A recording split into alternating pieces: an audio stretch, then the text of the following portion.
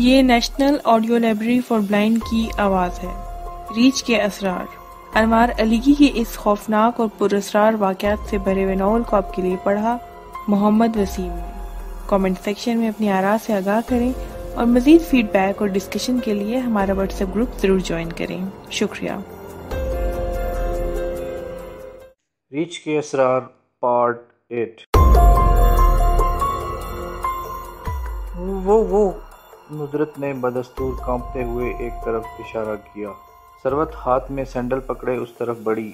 اس نے بڑی تیزی سے ادھر ادھر کچھ تلاش کیا اور پھر مجھے سینڈل پٹ پٹ مارنے کی آوازیں سنائی دیں۔ آپ ہی مار دیا، ثروت نے بڑے فاتحانہ انداز میں کہا۔ یہ سنتے ہی ندرت ایک دم نارمل ہو گئی اور مجھے شرمندہ نگاہوں سے دیکھتے ہوئے بولی، معاف کیجیے گا۔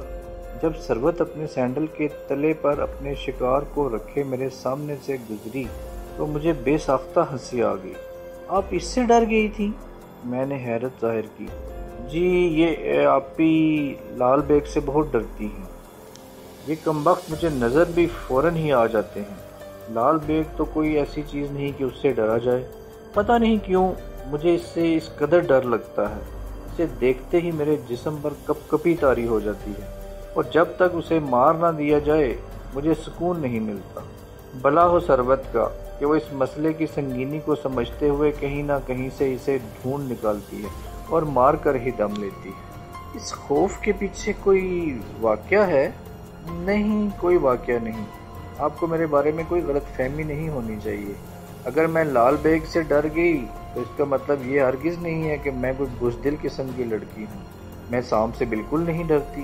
اگر سانپ اس وقت میرے سامنے آ جائے تو میں اسی طرح آرام سے بیٹھی رہوں گی۔ حیرت ہے کہ لال بیگ سے ڈرتی ہیں لیکن سانپ سے نہیں ڈرتی۔ اور ریچھ کے بارے میں کیا خیال ہے آپ کا؟ اگر کوئی ریچھ اچانک اس ڈرائنگ روم میں نمودار ہو جائے تو کیا کریں گی آپ؟ ریچھ سے تو مجھے قطعاً ڈر نہیں لگتا، اور اس کا ثبوت یہ ہے کہ آپ نے اس کی تصویر کشی کی ہے۔ میں نے اس کی بات کاٹی۔ تصویر بنانا تو خیر ایسا کوئی مسئلہ نہیں ہے۔ میں ریچھ کو اپنے ہاتھ سے گھاس کھلا چکی ہوں۔ یہ آپ زندہ ریچھ کی بات کر رہی ہیں نا؟ میں نے تصدیق چاہی۔ جی ہاں، کسی مجسمے کی بات نہیں کر رہی، زندہ ریچھ کی بات کر رہی ہوں۔ یہاں ایک ریچھ والا کبھی کبھی آتا ہے، اس کے پاس ریچھ کا جوڑا ہے۔ وہ جب بھی اس علاقے میں آتا ہے تو میرے گھر سے ہو کر ضرور جاتا ہے۔ میں اس سے ریچھ کا تماشا دیکھتی ہوں۔ اب تو وہ ریچھ مجھ سے خاصا مانوس ہو گیا ہے۔ میں پڑوس سے خرگوشوں والی نرم نرم گھاس منگوا لیتی ہوں۔ میرے برابر والے گھر میں خرگوش پلے ہوئے ہیں۔ کبھی اس کی سبزی اور پھلوں سے تواضع کرتی ہوں۔ میں نے اس کے لیے فارن کا شہد لا کر رکھا ہوا ہے۔ میں شہد اپنی ہتھیلی پر رکھ کر ہاتھ آگے کر دیتی ہوں۔ وہ اپنی لمبی زبان سے مزے سے شہد چاٹتا ہے۔ یہ خاطریں صرف ریچھ کی ہوتی ہیں یا ریچھنی کی بھی؟ صرف ریچھ کی، ندرت نے ہنستے ہوئے کہا۔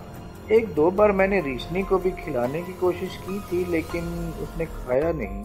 وہ صرف مداری کے ہی ہاتھ سے کھاتی ہے۔ شاید مجھ سے جلتی ہے وہ۔ یہ آپ کو ریچھ سے اتنا لگاؤ کیوں ہے؟ اصل میں بچپن سے ہی تمام جانوروں میں ریچھ کو پسند کرتی ہوں۔ جب میں بہت چھوٹی سی تھی، 4-5 سال کی، اس وقت سے ہی ریچھ کو دیکھ کر اس کی طرف لپکتی تھی۔ محلے میں جب بھی ریچھ والا آتا تو میں کسی نہ کسی طرح تماشا دیکھنے پہنچ جاتی اور بڑی دلچسپی سے اس کی دلچسپ حرکتیں دیکھتی۔ ایک بار میں اپنے ابو کی انگلی پکڑے تماشا دیکھ رہی تھی کہ میں نے ریچھ کی پیٹھ پر بیٹھنے کی ضد کی۔ ابو نے فوراً ہی مجھے اس کی پیٹھ پر سوار کرا دیا۔ میں بے انتہا خوش ہوئی کہ لمبے لمبے بال پکڑ کر کھینچتی رہی۔ گھر آ کر جب امی کو معلوم ہوا کہ میں ریچھ کی پیٹھ پر بیٹھ کر آئی ہوں تو انہوں نے اپنے دونوں ہاتھوں سے دل تھام لیا۔ جب ذرا ان کی طبیعت سنبھلی تو بیچارے ابو کی شامت آ گئی۔ اس کے علاوہ ہم جب بھی چڑیا گھر جاتے تو میری توجہ کا مرکز ہمیشہ ریچھ کا پنجرا ہوتا۔ میں دیر تک ریچھوں کو تکا کرتی۔ آپ کی پسند کچھ عجیب سی نہیں ہے؟ کیوں؟ ریچھ مجھے تو بڑا بد حیت جانور دکھائی دیتا ہے۔ ذرا بھی تو حسن نہیں اس میں۔ مجھے تو اس کے روئیں روئیں میں اسرار چھپے دکھائی دیتے ہیں۔ کسی نے مجھ سے کہا تھا کہ عورت اور ریچھ میں زیادہ فرق نہیں ہوتا۔ میں نے اسے چھیڑا۔ کیا مطلب؟ وہ چونک پڑی۔ دونوں ہی پر اسرار ہوتے ہیں، میں نے ہنس کر کہا۔ خیر ایسی تو کوئی بات نہیں، عورتیں تو کھلی کتاب کی طرح ہوتی ہیں۔ یہ محض کتابی جملہ ہے، ورنہ حقیقت اس کے برخلاف ہے۔ عورتیں مرد کے مقابلے میں زیادہ گہری ہوتی ہیں۔ اندر ہی اندر مرد کا سمجھنا آسان ہوتا ہے، عورت کا سمجھنا مشکل۔ بعض وقت عورت خوش ہوتی ہے تو اس کی آنکھ میں آنسو آتے ہیں، اور ہنس رہی ہوتی ہے تو ضروری نہیں کہ خوش ہے۔ کبھی اس کی ہاں نہیں ہوتی ہے اور کبھی اس کی نہیں ہاں۔ یہ جھوٹ ہے، احتجاج ہوا۔ جھوٹ کیوں ہے؟ پوچھا گیا۔ اصل میں آپ نے عورت کو دیکھا نہیں۔ آپ ایسا کریں، شادی کر لیں۔ اگر میں نے شادی نہیں کی تو اس کا مطلب یہ نہیں کہ میں عورت سے نا واقف ہوں۔ میں نے بڑے یقین سے کہا۔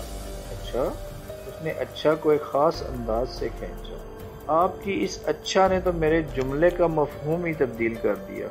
اب میں اس قدر بھی عورت سے واقف نہیں ہوں۔ جو لوگ عورت کو پہیلی یا نہ سمجھ میں آنے والی چیز سمجھتے ہیں، وہ دراصل خود بیوقوف ہوتے ہیں۔ یہ مان لیتا ہوں میں نے بڑی فراخ دلی سے کہا، لیکن آپ ان لوگوں میں سے نہیں ہیں۔ عقل مندی کے اس سرٹیفکیٹ کا بہت بہت شکریہ۔ ندرت کی چھٹیاں ختم ہونے والی تھیں، ایک آدھ دن ہی باقی تھا۔ میں بڑی پابندی سے اس کے ہاں آ رہا تھا، اور ان 13-14 دنوں میں میں نے اس کے بارے میں بہت کچھ جان لیا تھا۔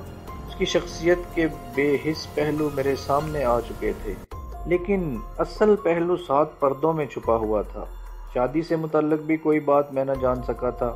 میں نے ابھی تک اس موضوع کو نہیں چھیڑا تھا، نہ ہی ندرت کی طرف سے پہل ہوئی تھی۔ میں بڑے صبر سے اس وقت کا منتظر تھا، اس لمحے کا منتظر تھا کہ میں شادی کا ذکر چھیڑوں تو خود بخود اسرار کے پردے اٹھتے چلے جائیں۔ ندرت کی چھٹیاں ختم ہوئیں تو اس نے مزید 15 دن کی چھٹیاں اور بڑھا لیں۔ طبی نقطہ نظر سے وہ بالکل صحتیاب تھی۔ ڈاکٹر نے بینک جوائن کرنے کی اجازت دے دی تھی، لیکن اس نے خلاف توقع چھٹیوں میں اضافہ کر دیا۔ ادھر بینک میں ندرت کی مزید چھٹی کی درخواست پہنچی، ادھر آصف کا ٹیلی فون آیا۔ کیوں بھائی، یہ کیا چکر ہے؟ میں نے ریسیور اٹھا کر ہیلو کہا تو ادھر سے سوال ہوا۔ میں فوراً ہی سمجھ گیا کہ روئے سخن کس طرف ہے، لیکن انجان بن گیا۔ کیسا چکر؟ میں نے معصومیت سے پوچھا۔ ندرت نے چھٹیاں کیوں بڑھا لیں؟ تم نے آنا جانا جو چھوڑ دیا، اس لیے، میں نے ہنس کر کہا۔ تم دونوں یہ بات جانتے ہو کہ میں آج کل کس قدر مصروف ہوں۔ ذرا بہن کی شادی ہو جائے پھر یہ شکایت نہ ہوگی، لیکن تم یہ بتاؤ کہ اس نے چھٹی کیوں بڑھا لی؟ کیا ڈاکٹر نے مزید آرام کو کہا ہے؟ نہیں، ڈاکٹر نے تو اسے بھلا چنگا ہونے کا تصدیق نامہ جاری کر دیا ہے، لیکن وہ خود کو شاید ابھی تک بیمار ہی سمجھتی ہے۔ یار تم نے تو اسے بیمار نہیں کر دیا؟ آصف کے لہجے میں شرارت تھی۔ اصل میں اس میں تمہارا کوئی قصور نہیں۔ چھڑے آدمی کو ہر شخص پولیس کی نگاہ سے دیکھتا ہے۔ میں چھڑا ضرور ہوں، لیکن تمہارا دوست بھی تو ہوں۔ دوستوں کو تو شک و شبہ کی نظر سے دیکھنا ٹھیک نہیں۔ یار مجھے ڈر ہی رہتا ہے۔ کیسا ڈر؟ کہیں تم سنجیدہ نہ ہو جاؤ۔ میرے سنجیدہ ہونے سے تمہیں دکھ پہنچے گا؟ میں نے پوچھا۔ ہاں، بہت زیادہ۔ اس لیے نہیں کہ تم میری دوست کو مجھ سے چھین لو گے، بلکہ اس لیے کہ میں ندرت کو بہت عرصے سے جانتا ہوں۔ تم اس کے ساتھ خوش نہ رہ سکو گے۔ وہ نفسیاتی مریضہ ہے، تمہیں کچھ نہ دے سکے گی سوائے اذیتوں کے۔ آصف نے بڑی سنجیدگی سے کہا۔ تم فکر نہ کرو، میرا اس سے شادی کا کوئی ارادہ نہیں۔ میری دلچسپی اس کے کردار کے مطالعے تک ہے۔ آصف کے ٹیلی فون کے بعد میں اپنے دل کے گوشوں کو ٹٹولنے بیٹھ گیا۔ ندرت میں میری دلچسپی کردار کے مطالعے تک ہی تھی۔ اس بات کی گواہی میرے دل نے دی تو مجھے اطمینان سا ہوا۔ شام کو حسب معمول جب میں ندرت کے یہاں پہنچا تو ندرت کو ڈرائنگ روم میں ایک سوٹ پوش مرد کے پاس بیٹھا پایا۔ دروازے میں گھستے ہی میں نے جو منظر دیکھا وہ کچھ اس طرح تھا کہ وہ سوٹ پوش صاحب نوٹوں کی موٹی سی گڈی ندرت کی طرف بڑھا رہے تھے، اور وہ ان نوٹوں کو قبول کرنے سے انکار کر رہی تھی۔ مجھے دروازے پر پا کر ان صاحب نے نوٹوں کی گڈی فوراً اپنی طرف کر لی اور ذرا سنبھل کر بیٹھ گئے۔ ندرت نے مجھے دیکھ کر حسب معمول آئیے آئیے کا نعرہ لگایا اور احتراماً اٹھ کر کھڑی ہو گئی۔ ندرت کو کھڑا ہوتے دیکھ کر وہ صاحب بھی میرے عوامی سوٹ پر نظر ڈالتے ہوئے کھڑے ہو گئے۔ مجھے بڑی شرمندگی ہوئی کہ ایک اجنبی شخص کو خواہ مخواہ میری وجہ سے اٹھنا پڑا۔ میں نے فوراً ہی انہیں بیٹھنے کا اشارہ کیا۔ ندرت نے میرا تعارف کرا دیا، لیکن اس شخص کے بارے میں مجھے کچھ نہ بتایا۔ صاحب آپ ہی کچھ سفارش کر دیجئے، وہ شخص مجھ سے مخاطب ہوا۔ کیسی سفارش؟ مجھ سے ایک غلطی ہوگی، میں نے ان سے پوچھے بغیر کل ہونے والے موسیقی کے پروگرام میں ان کا نام دے دیا۔ پبلسٹی ہو چکی، ٹکٹ فروخت ہو چکے ہیں اور یہ پروگرام میں جانے کے لیے تیار نہیں۔ اگر یہ پروگرام میں شامل نہ ہوئیں تو میری عزت 2 کوڑی کی ہو جائے گی۔ اب مجھے اس آدمی کی اصل معلوم ہوئی۔ میں نے ندرت کی طرف سوالیہ نگاہوں سے دیکھا۔ میں نے پروگرام میں شامل ہونے سے انکار کر دیا ہے۔ میں نے فیصلہ کیا ہے کہ اب آئندہ کسی پروگرام میں حصہ نہیں لوں گی، ندرت نے بتایا۔ میں بے موت مارا جاؤں گا ندرت صاحبہ، میں اس پرفارمنس کے 10,000 روپے دینے کو تیار ہوں۔ فی الحال یہ 7,000 رکھ لیجئے، 3,000 میں پروگرام ختم ہوتے ہی پیش کر دوں گا۔ اب تو انکار نہ کریں۔ یہ کہہ کر اس نے نوٹوں کی گڈی ندرت کے سامنے میز پر رکھ دی۔ اچھا ٹھیک ہے، آپ ایسے نہیں مانیں گے، یہ کہہ کر اس نے نوٹوں کی گڈی اٹھائی اور پھر دیکھتے ہی دیکھتے اس کے چہرے پر غصے کی لہر دوڑ گئی۔ اس نے بڑی بے دردی سے نوٹوں کی گڈی دروازے کی طرف اچھال دی اور انتہائی غصے سے بولی، جب میں نے آپ سے ایک بار کہہ دیا کہ میں نے گانا چھوڑ دیا ہے، اب میں کسی پروگرام میں حصہ نہیں لوں گی، تو یہ آپ مجھے روپوں کا لالچ کیوں دے رہے ہیں؟ کیا مجھے بھی آپ نے کسی کوٹھے کی گانے والی سمجھا ہے؟ آپ کے پیسے وہ دروازے کے باہر پڑے ہیں، اب آپ یہاں سے دفع ہو جائیں۔ اتنا کہہ کر ندرت کانپتی ہوئی اندر کمرے میں چلی گئی۔ اس شخص کی حالت دیکھنے والی تھی۔ مجھے اس پر بڑا رحم آیا، لیکن معاملہ میرے بس سے باہر تھا۔ میں ندرت کی ضدی طبیعت سے واقف تھا۔ اب اسے دنیا کا کوئی شخص گانے پر مجبور نہیں کر سکتا۔ وہ شخص ڈگمگاتے قدموں سے ڈرائنگ روم سے نکل گیا۔ چند لمحے بعد میں نے دروازے پر گاڑی سٹارٹ ہونے کی آواز سنی۔ گاڑی کی آواز جب دور چلی گئی تو ندرت اندرونی دروازے سے مسکراتی ہوئی برآمد ہوئی۔ گیا کمبخت؟ ہاں کمبخت تو گیا، لیکن یہ آپ نے اچانک کیا فیصلہ کر لیا؟ اب اسٹیج پر کبھی نہیں جاؤں گی، ندرت نے فیصلہ کن انداز میں کہا۔ ریڈیو اور ٹی وی پر بھی نہیں؟ نہیں نہیں نہیں۔ اس فیصلے کی کوئی خاص وجہ؟ نہیں کچھ نہیں، بس جی نہیں چاہتا۔ آپ تو کمال کی خاتون ہیں، اس قدر جذباتی فیصلہ ایسے عروج کے زمانے میں کہ ایک پرفارمنس کے 10,000 روپے مل جائیں، عزت اور شہرت مفت ہاتھ آئے، آپ نے نہ گانے کا فیصلہ کر لیا۔ آپ واقعی بڑے دل گردے کی مالک ہیں۔ ارے چھوڑیں اب اس ذکر کو، بتائیں کیا پئیں گے، چائے یا کافی؟ جو پلا دیں، چاہے زہر ہی کیوں نہ ہو، ندرت نے گہری نظروں سے دیکھتے ہوئے کہا۔ آپ زہر پلا سکتی ہیں مجھے؟ نہیں، میں کسی کو کیا زہر پلاؤں گی، میں تو آج تک خود ہی زہر پیتی رہی ہوں۔ میرا جی چاہتا ہے کہ اپنی کہانی لکھوں، لیکن لکھ نہیں سکتی، الفاظ ساتھ نہیں دیتے۔ یہ کام آپ کیوں نہیں کرتے؟ اس کی یہ بات سن کر میں خوشی سے اچھل پڑا۔ یہ تو آپ ہی صیاد اپنے دام میں آ گیا۔ مجھے اس کی قطعاً امید نہ تھی کہ وہ اپنی کہانی کی خود ہی پیشکش کر دے گی۔ میں تو صبر کیے بیٹھا تھا اور موقع کی تلاش میں تھا۔ بالآخر صبر کا پھل میٹھا ثابت ہوا۔ میں نے اپنی خوشی کو فوراً دبا لیا، اس لیے کہ ندرت کی کھوپڑی ذرا الٹی تھی۔ اگر اسے یہ معلوم ہو جاتا کہ میں تو خود اس کی کہانی، خاص کر شادی کا المیہ جاننے کے لیے بے قرار ہوں، تو ممکن تھا کہ وہ چپ سادھ لیتی۔ آصف کے ساتھ یہی تو ہوا تھا۔ اس کے اصرار پر وہ معاملے کو خوبصورتی سے ٹال گئی تھی۔ میں تو سیدھا سادہ صحافی ہوں، مجھے کہانی لکھنا تو نہیں آتا، یہ کام تو کوئی افسانہ نگار ہی کر سکتا ہے۔ نہیں، یہ کام آپ بہت اچھی طرح کر سکتے ہیں، مجھے یقین ہے۔ آپ کے پاس کوئی کہانی ہے کیا؟ ہاں، میری پوری زندگی کہانی ہے۔ میں 4-5 سال کی تھی تب ہی سے کہانی کا کردار بن گئی۔ آج تک خاموشی سے دل پر پتھر رکھے اس کردار کو نبھاتی آ رہی ہوں۔ کبھی کبھی تو میرا دل پھٹنے لگتا ہے، جی چاہتا ہے کہ لوگوں کو چیخ چیخ کر اپنا حال سناؤں، لیکن پھر رک جاتی ہوں، یہ سوچ کر کہ یہ دنیا نفسا نفسی کے عالم میں مبتلا ہے۔ یہاں کسی کو اتنی فرصت نہیں کہ دوسرے کے دل میں جھانکے۔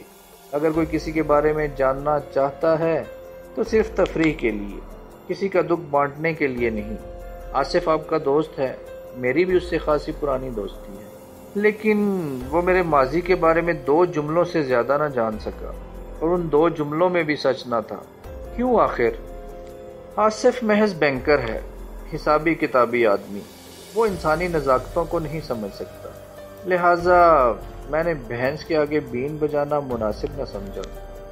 میرے دکھ صرف وہی سمجھ سکتا ہے جو درد مند دل رکھتا۔ کئی روز سے میرے دل میں ایک خواہش ابھر رہی تھی کہ آپ کے سامنے اپنے سارے دکھ رکھ دوں، اپنی کڑوی کہانی بیان کر دوں، اپنی المناک داستان کہہ سناؤں۔ شاید اس طرح میرا تزکیہ نفس ہو جائے۔ یہ کہتے کہتے اس کی آنکھیں ڈبڈبا آئیں۔ آپ اپنے دل کا حال کہہ سنائیے، میں پوری توجہ سے سنوں گا۔ میں یہ بات اچھی طرح جانتی ہوں۔ آئیے شطرنج کھیلیں۔ اور پھر وہ شطرنج کھیلنے ایسی بیٹھی کہ اسے یاد بھی نہ رہا کہ وہ مجھے اپنی کہانی سنانے والی ہے۔ میں نے بھی اسے نہ چھیڑا اور نہ ہی کچھ یاد دلایا۔ ہم لوگوں کو کافی دیر کھیلتے ہوئے ہو گئی تھی۔ میں سوچ رہا تھا کہ اس بازی کے ختم ہوتے ہی یہاں سے نکل لوں گا کہ اچانک اس نے میرا گھوڑا مارتے ہوئے ایک غیر متوقع بات کہہ دی۔ کئی سال سے میں کسی پہاڑی مقام پر نہیں گئی۔ اس صنعتی شہر میں تو کبھی کبھی دم گھٹنے لگتا ہے۔ کیوں نہ ہم کہیں چلیں؟ کسی پرسکون جگہ پہنچ کر میں آپ کو سکون سے اپنے بارے میں بتاؤں گی۔ مقام کا انتخاب آپ خود کر لیں۔ رہی اخراجات کی بات تو اس کی ذمہ داری میری، اس نے بڑی اپنائیت سے کہا۔ اخراجات کی تو خیر کوئی بات نہیں، اصل مسئلہ چھٹی کا ہے۔ دفتر سے لمبی چھٹی ملنا مشکل ہے، میں نے بہانہ بنایا۔ لمبی چھٹی کی کیا ضرورت ہے؟ صرف 4 دن کی چھٹی لے لیجئے۔ ہوائی جہاز سے چلیں گے اور اس پہاڑی مقام پر جس کا تعین ہونا باقی ہے صرف 2 دن رہیں گے۔ ندرت نے پہلے ہی سارا پروگرام مرتب کر لیا تھا۔ چند لمحوں کو میں چکرا کر رہ گیا، سوچنے لگا کہ ندرت مجھ سے کیا چاہتی ہے آخر؟ اس کے ذہن میں کیا ہے؟ اپنی کہانی سنانے کے لیے کسی پہاڑی مقام پر جانا کیا ضروری ہے؟ وہ اپنی آپ بیتی تو مجھے اس گھر میں بھی سنا سکتی ہے۔ اس گھر میں اس کی بہن کے سوا کون ہے؟ ہر طرف سکون ہی سکون ہے۔ ندرت سے میں نے انکار کیا، نہ اقرار۔ اچھا سوچیں گے کہہ کر اسے ٹال دیا۔ دوسرے دن جب میں نے آصف سے اس بات کا ذکر کیا تو وہ پھڑک اٹھا۔ یار کچھ مت سوچو، آنکھیں بند کر کے ندرت کی پیشکش قبول کر لو۔ ایسی آفریں بار بار نہیں ملا کرتی۔ اگر یہ آفر مجھے ندرت نے دی ہوتی تو میں دفتر میں بیٹھنے کی بجائے جہاز میں بیٹھا ہوتا۔ تمہارے خیال میں اس پیشکش کا کیا مطلب ہے؟ میں نے کریدا۔ مطلب صاف اور واضح ہے، اسے دہرانے کی ضرورت نہیں۔ پھر وہ آپ بیتی سنانے کا شاخسانہ محض ڈرامہ ہے، تنہائی حاصل کرنے کا ذریعہ؟ میں تو یہ سمجھتا ہوں، اس نے کہا۔ تم شاید اس کا جواب بھول گئے ہو، وہ جواب جو اس نے تمہیں حد سے گزرنے پر دیا تھا کہ میں نہ طوائف ہوں اور نہ تمہاری بیوی۔ مجھے اچھی طرح یاد ہے، لیکن یہ کیا ضروری ہے کہ تمہیں بھی وہی جواب ملے جو مجھے ملا تھا؟ ہر شخص کا اپنا اپنا تجربہ ہوتا ہے، اپنا اپنا تاثر ہوتا ہے۔ خیر کچھ بھی ہو، میں نے یہ طے کر لیا ہے کہ میں اس کے ساتھ باہر نہیں جاؤں گا۔ میں نے اپنا فیصلہ سنایا۔ منٹو کے چغت جو ٹھہرے، آصف نے ہنستے ہوئے کہا۔ میں نے خاموشی اختیار کی۔ 2-3 دن اسی طرح گزر گئے۔ ندرت نے نہ تو اس موضوع کو چھیڑا اور نہ ہی میں نے کوئی بات کی۔ میرے ضبط نے بالآخر اسے بولنے پر مجبور کر دیا۔ میں نے آپ سے کچھ عرض کیا تھا۔ فی الحال دفتر سے 1 دن کی چھٹی بھی ملنی مشکل ہے، میں نے بڑی بے نیازی سے کہا۔ آپ نے میری پیشکش کا غلط مطلب نکال لیا ہے شاید۔ اس نے اپنی نظریں میرے چہرے پر گاڑ دی۔ نہیں، ایسی تو کوئی بات نہیں، میں یہی جواب دے سکتا تھا۔ چلیے لعنت بھیجیے اس پیشکش پر، مجھ سے غلطی ہوئی۔ میں اصل میں یہ بھول گئی تھی کہ سب سے پہلے آپ مرد ہیں، پھر کچھ اور۔ میں نے لاکھ تعویلیں دیں، حقائق اور دلائل سے اسے سمجھانا چاہا، ہیلے بہانوں سے اس کا دل بہلانا چاہا، لیکن بات نہ بنی۔ اس دن کے بعد اس نے اس موضوع پر خاموشی اختیار کر لی، چپ سادھ لی۔ میں اس خاموشی سے آنے والے طوفان کا اندازہ کرنے لگا، لیکن تماشا نہ ہوا۔ ایک دن کھانا کھا کر ثروت نے برتن سمیٹے اور چائے بنانے کے لیے کچن میں گئی تو ندرت نے کہا، آپ نے ایک دن ثروت کے بارے میں پوچھا تھا کہ کیا یہ آپ کی سگی بہن ہے، اور میں نے اس بات میں جواب دیا تھا، لیکن آج آپ یہ جان کر حیران ہوں گے کہ ثروت میری سگی بہن نہیں۔ اچھا؟ میں نے حیرت سے کہا۔ ہاں، وہ میری سوتیلی بہن ہے۔ میرے والد نے 2 شادیاں کی تھیں اور یہ ثروت دوسری ماں کے ساتھ آئی تھی۔ میں نے جب ہوش سنبھالا تو اپنی ماں کو، خدا انہیں جنت نصیب کرے، بیمار ہی پایا۔ ان کا زیادہ تر وقت چارپائی پر ہی گزرتا تھا۔ نتیجہ یہ ہوا کہ مجھے چھوٹی عمر ہی سے گھر کے کام کاج میں لگ جانا پڑا۔ میں اپنے والدین کی اکلوتی اولاد تھی۔ میرے والد مجھ سے بہت محبت کرتے تھے۔ جب وہ مجھے گھر کا کام کاج کرتے دیکھتے تو بہت کرتے تھے۔ میں ابھی اتنی چھوٹی تھی کہ چائے وائے ہی بنا سکتی تھی۔ میرے والد دفتر سے آ کر ہنڈیا روٹی میں لگ جاتے تو میری ماں انہیں تشکر سے دیکھتی اور اپنی بیماری کو کوسنے لگتی۔ میرے والد انہیں تسلی دیتے کہ تم بہت جلد ٹھیک ہو جاؤ گی۔ میں اپنی ماں کے ٹھیک ہونے کی ہر وقت دعائیں مانگا کرتی، جو کبھی قبول نہ ہوئی۔ میرے والد انکم ٹیکس کے محکمے میں کلرک تھے۔ اگر چاہتے تو ہمارے گھر میں دولت کی ریل پیل ہو سکتی تھی، لیکن انہوں نے کبھی ایسا نہ چاہا۔ ہمیشہ رزق حلال پر قناعت کی، اور یہ جو آپ میرے اندر روپے پیسے سے بے نیازی دیکھتے ہیں، یہ انہی کی تربیت کا نتیجہ ہے۔ میرے والد بہت خوبصورت آدمی تھے۔ ان کا باطن بھی بہت خوبصورت تھا۔ وہ بہت نیک اور شریف انسان تھے۔ برا ہو اس عورت کا، خدا اسے جہنم رسید کرے، جس نے میرے والد کو گھیر لیا۔ وہ عورت بعد میں میری دوسری ماں بنی۔ وہ ایک گھٹیا عورت تھی، ڈائنو جیسی شکل و صورت۔ معلوم نہیں میرے والد کو اس میں کیا نظر آیا کہ انہوں نے اسے گلے کا ہار بنا لیا۔ میری ماں کہتی تھی، یہ عورت تو نے ٹوٹکے کرنے والی ہے، اس نے تیرے والد کی مت پھیر دی ہے۔ آپ کی دوسری ماں کا آپ کے گھر آنا جانا تھا کیا؟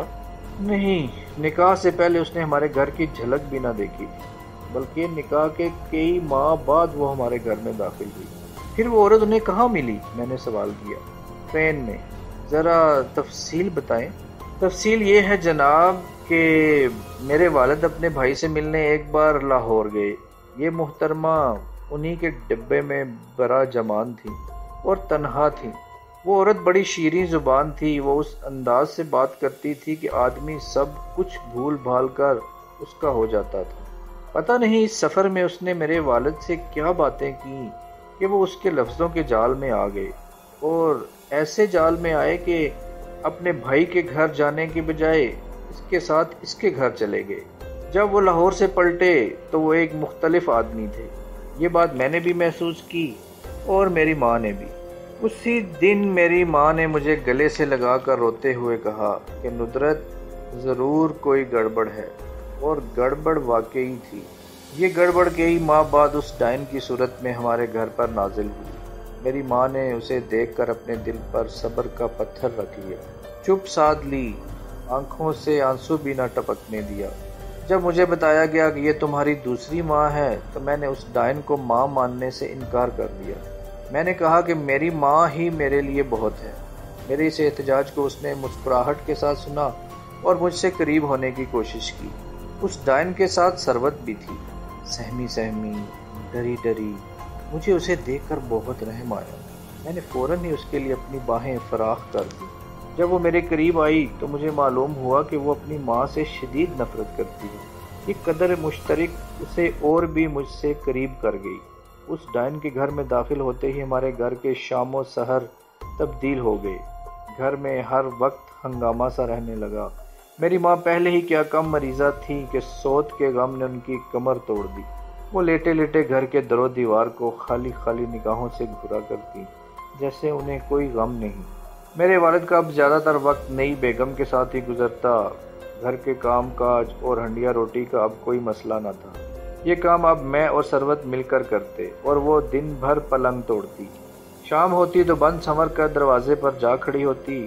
اسی طرح کی ڈرامہ بازیوں سے اس نے میرے والد کا دل اپنی مٹھی میں لے لیا۔ ایسی حرکتیں وہ جان جان کر میری ماں کے سامنے کیا کرتی۔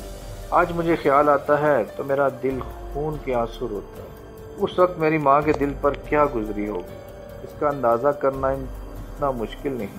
میری ماں نے صرف 6 ماہ بعد ہی تمام دکھوں سے نجات حاصل کر لی۔ وہ اپنے خالق حقیقی سے جا ملی اور میں بے آسرا ہو گئی۔ آپ بھی جانا نہیں ہے کیا؟ ثروت نے اچانک اندر آ کر کہا۔ جب میں نے اس پر نظر ڈالی تو وہ مجھے بال سنوارتی نظر آئی۔ ارے تم تو تیار بھی ہو گئی، کیا وجہ ہے اس وقت؟ 8:45۔ میں نے گھڑی دیکھی۔ پہنچتے پہنچتے 9:30 بج جائیں گے۔ آپ جلدی سے تیار ہو جائیں۔ بھائی کیا مسئلہ ہے؟ کہاں جانا ہے اس وقت؟ مجھے اس وقت ثروت کی مداخلت بہت بری لگی۔ خدا خدا کر کے ندرت کچھ بتانے کے موڈ میں آئی تھی کہ اس نے کہیں آنے جانے کا چکر چلا دیا۔ او میں آپ کو بتانا بھول گئی تھی، آج میں اور ثروت دوپہر کو صدر گئے تھے، تو واپسی پر میں نے کیپری والی فلم کی بکنگ کروا لی تھی اور آپ سے اجازت لیے بغیر آپ کا ٹکٹ بھی لے لیا تھا، آپ ہمارے ساتھ چلیں۔ یہ کہہ کر ندرت نے مجھے جواب طلب نگاہوں سے دیکھا۔ ٹھیک ہے، مجھے فلم دیکھنے میں کیا اعتراض ہو سکتا تھا بھلا؟ بہت شکریہ، میں بس چند منٹ میں تیار ہو جاتی ہوں، آپ بھی بال وال ٹھیک کرنا چاہیں تو اندر آ جائیں۔ یہ کہہ کر ندرت تیزی سے اندر چلی گئی۔ ٹیکسی کے لیے ہمیں زیادہ انتظار نہ کرنا پڑا، جیسے ہی سڑک پر آئے سامنے سے ایک ٹیکسی گزری اور ہاتھ دینے پر رک گئی۔ میں نے پچھلا دروازہ کھول کر ان دونوں کو بیٹھنے کا اشارہ کیا۔ پہلے ثروت نے پاؤں ٹیکسی میں رکھا، پھر ندرت بیٹھی، اس طرح کہ مجھے اپنے بیٹھنے کی جگہ بھی دکھائی دی۔ ندرت نے میری طرف ایک لمحہ کو دیکھا۔ اس ساری کیفیت کا اندازہ مجھے بھی ہوا جب میں پچھلا دروازہ بند کر کے اگلا دروازہ کھول چکا تھا۔ اب واپس پلٹنے کی گنجائش نہ تھی۔ میں تیزی سے اگلی سیٹ پر ڈرائیور کے ساتھ بیٹھ گیا۔ ٹیکسی ایک جھٹکے سے روانہ ہو گئی۔ جب ہم ہال میں پہنچے تو فلم کے ٹائٹل شروع ہو چکے تھے۔ گرتے پڑتے جلدی جلدی اپنی سیٹیں سنبھالیں، اس لیے کہ اس فلم کا شروع کا حصہ بہت اہم تھا۔ اس فلم کی میں نے شہرت سنی تھی۔ میں پورے انہماک سے فلم دیکھنے میں مشغول ہو گیا۔ فلم کا سٹارٹ واقعی بہت اچھا تھا۔ فلم دیکھتے دیکھتے اچانک میری چھٹی حس نے مجھے خبردار کیا۔ مجھے ایسا محسوس ہوا جیسے کوئی مجھے دیکھ رہا ہے۔ میں نے بائیں جانب مڑ کر دیکھا۔ ارے! میں حیران رہ گیا۔ ندرت کی نگاہیں سکرین کی بجائے مجھ پر جمی ہوئی تھیں۔ مجھے اپنی جانب دیکھتا پا کر سٹ پٹا گئی۔ اس نے فوراً اپنا رخ سکرین کی طرف کر لیا۔ میں الجھ گیا۔ میری سمجھ میں نہ آیا کہ وہ اس اندھیرے میں میرے چہرے پر کیا تلاش کر رہی تھی۔ سوچا پوچھوں، لیکن کچھ سوچ کر رک گیا اور اپنی توجہ سکرین پر مرکوز کر دی۔ تھوڑی دیر بعد پھر وہی احساس جاگا کہ کوئی مجھے دیکھ رہا ہے۔ نظریں پلٹائیں تو ندرت کو پھر اپنی طرف متوجہ پایا۔ کیا بات ہے، فلم اچھی نہیں لگ رہی آپ کو؟ میں نے پوچھا۔ آپ کو کیسی لگ رہی ہے؟ مجھے تو بہت اچھی لگ رہی ہے، میں نے ہنستے ہوئے کہا۔ ٹھیک ہے تو پھر آپ دیکھیں، اس نے کچھ عجیب سے لہجے میں کہا۔ ادھر پردے پر فلم نے ایک نئی کروٹ لی۔ میں فلم دیکھنے میں پھر سے منہمک ہو گیا۔ تقریباً آدھے گھنٹے بعد میں نے ندرت کو بڑی بے چینی سے سیٹ پر پہلو بدلتے دیکھا، جیسے کرسی اسے کاٹ رہی ہو۔ پھر اس نے